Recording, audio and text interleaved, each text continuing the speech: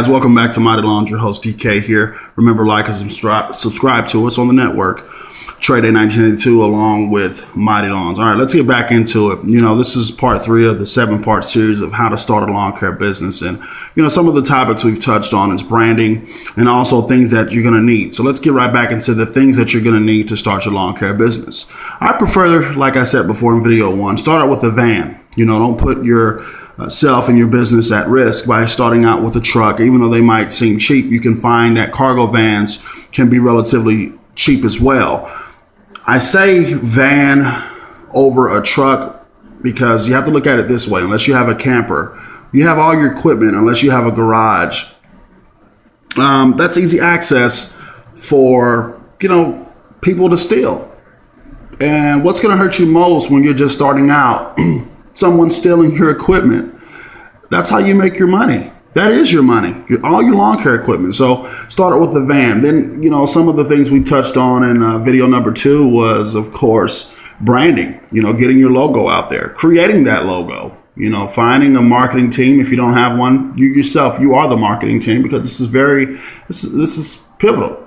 It's paramount that you brand yourself. This is your baby, and you need to get your name out there, Now let's touch into it in video 3. Okay, get your website going, and don't just have a generic website. If that's what you want to do, that's fine. But if you really got to think about it, you want to stand out. When you look at other companies out there, and not just lawn care, where do you eat every day? If you smoke cigarettes, what kind of cigarettes do you smoke? How do you find these things that you love? Is it because they're so bland, or is it because they stand out from the rest? Or maybe you grew up on them. I'm sure there's different things that you like in today's society that are branded. You recognize this logo over everything else. So that's a big thing. So let's get down to it. Okay. So for those of you, I've talked about having a trailer and all that kind of stuff. Starting out with a box truck or a van. Get things like that, to get started. Get you professional equipment. And the biggest help, I would say, would be Craigslist. A lot of people don't want to do that. A lot of people want to go out there and use their credit up and buy all these big zero-turn mowers. That's not fine.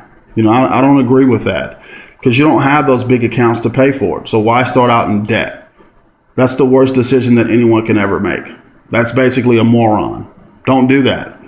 Use the money. If you guys are working 40-hour jobs, use the money that you would spend on your big coffee house shop every day, or your big smoke shop, every day, or however you spend your money, or at your local food eatery. Start spending that money towards yourself. And I know you're saying right now, well, I am spending money on myself, but not really. As I said before in part 2, buy yourself, get yourself a worker. It makes everything, it'll make your life much more easier knowing that, hey, I have a goal of 30 to 40 clients a day. I can knock out with a couple of guys 5 yards per hour. And that's what you really want to do. If you're not making about $1,600 a day, what are you doing? Maybe even bare minimum should be $800 a day. What are you doing? You can calculate the numbers. This is easy, guys. This is easy. So, get your business cards out there. There's lots of companies, for those of you thinking, oh, that costs a lot of money. There's lots of companies out there that you can get business cards, close to 300 cards for about $10, sometimes even free. And all you got to do is pay for shipping and handling. Okay. Research these companies. Maybe some of these companies can help you brand your business. Okay. So you need business cards. You need a website. This is all a part of branding. Okay. You need a nice vehicle. When you start out with a vehicle, have a start date. Don't just say, I'm going to start tomorrow. Have some goals set up. Get that, whatever your colors are going to be. And for those of you who are saying, wow, what the hell is he talking about colors? I'm talking about the groundwork for your business.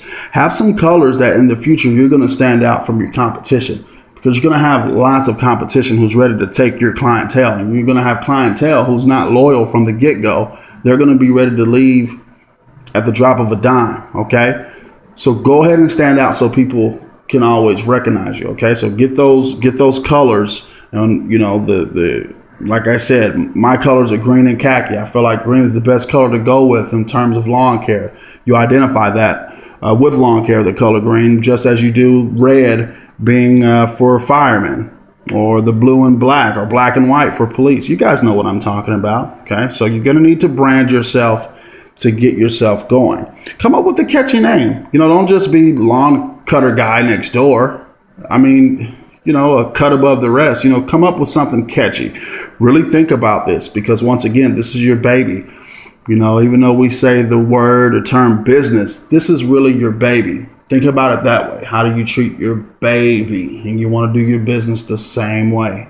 The same way. You have to treat it as such, because you really want to be able to get off the ground running.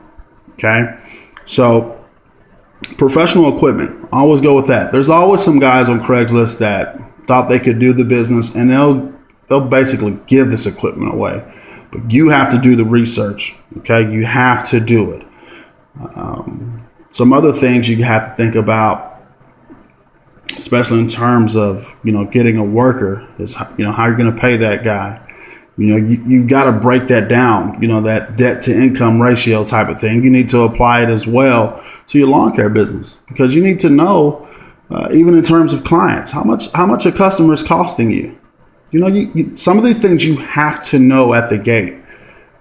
Also, we'll go ahead and cut to video 4, but in the next video, we're going to talk about, cutting down time while you're in a vehicle. How much time are you spending in a vehicle? Once again, you're looking at Mighty Lawns. Your host, DK here. Remember, like us, subscribe to us, and check out all of our other videos, Lawn Talk 101 on the network, Trade Day 1982. We'll see you next time, guys.